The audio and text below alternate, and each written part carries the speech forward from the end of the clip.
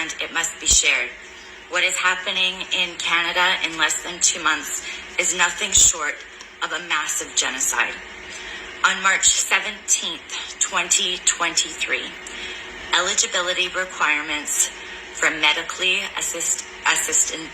assistance in dying has been changed. And I'm going to read you what is going to happen in under 2 months. On March 17th, 2021, changes to Canada's MAID, medical assistance in dying legislation, became law. Changes to eligibility criteria. The revised law modifies MAID, medical assistance in dying eligibility criteria.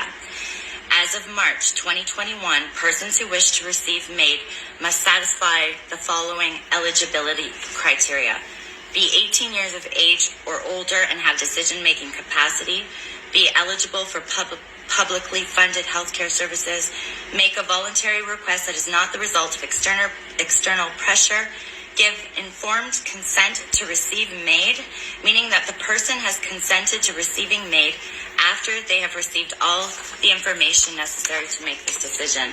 Have a serious and incurable illness, disease, or disability, excluding a mental illness until March 17th. So as of March 17th, they are going to include mental illness in here. Be in an advanced state of irreversible decline in capability, have enduring and intolerable physical or psychological suffering that cannot be alleviated under conditions the person considers acceptable. Canadians whose only medical condition is a mental illness. Canadians whose only medical condition is a mental illness and who otherwise meet all eligibility criteria will not be eligible until March 17th, 2023. This includes conditions that are primarily within the domain of psychiatry, such as depression and personality disorders. Other outstanding important questions related to MAID, such as eligibility of mature minors. My daughter is going to be 18 this year. It's just sick. Advance requests, mental illness, palliative care, and protection of Canadians living with disabilities will be considered during a parliamentary review of the MAID. Safeguards for persons whose natural death is reasonably foreseeable.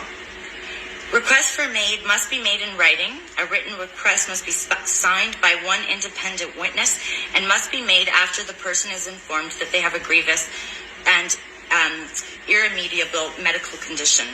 A paid professional, personal, or healthcare worker can be an independent witness. A paid person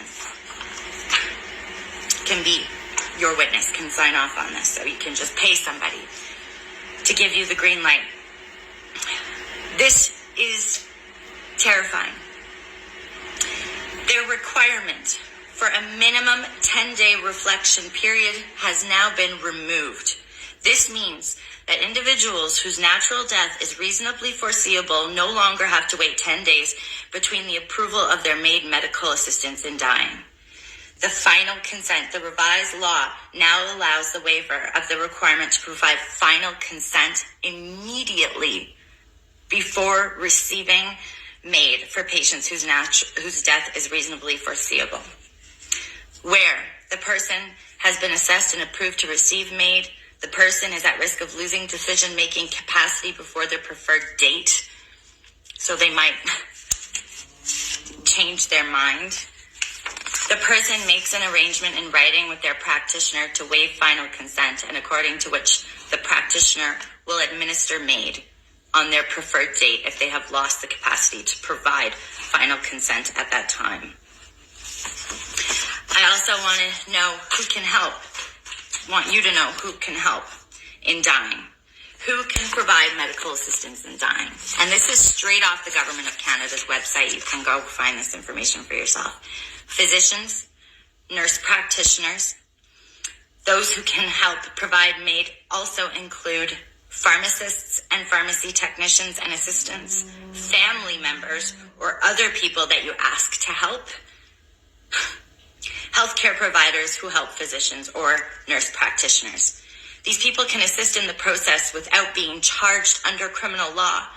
However, physicians, nurse practitioners, and other people who are directly involved must follow the rules set out in the criminal code. This is less than 2 months away.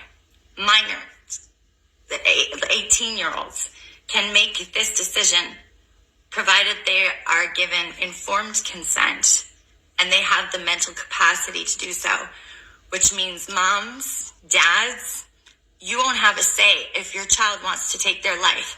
And they won't even have to have a 10-day reflection period.